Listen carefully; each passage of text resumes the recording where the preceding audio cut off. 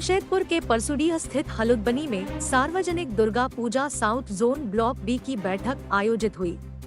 बैठक की अध्यक्षता केंद्रीय दुर्गा पूजा समिति के अध्यक्ष अचिंतम गुप्ता ने की। मौके पर मुख्य रूप से केंद्रीय दुर्गा पूजा कमेटी के सचिव आशुतोष सिंह, उपाध्यक्ष गौतम प्रसाद, जिला उपाध्यक्ष पंकज सिन्हा, एएसपी जमशेदपुर और परसुडीह एवं सुंदरनगर थाना प्रभारी मौजूद थे। इसमें उपस्थित पूजा समिति के सदस्यों ने अपने अपने क्षेत्र की विभिन्न समस्याओं को केंद्रीय दुर्गा पूजा कमेटी के समक्ष रखा।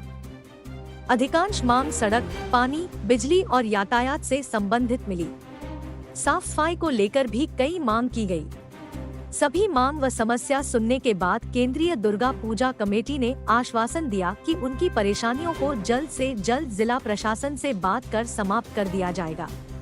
केंद्रीय दुर्गा पूजा कमेटी के अध्यक्ष अचिंतम गुप्ता ने कहा कि दुर्गा पूजा एक उल्लास का पर्व है।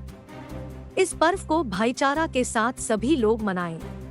कोई समस्या होती है तो उसकी जानकारी केंद्रीय दुर्गा पूजा कमेटी को दे। कमेटी आपकी समस्या का समाधान करेगी।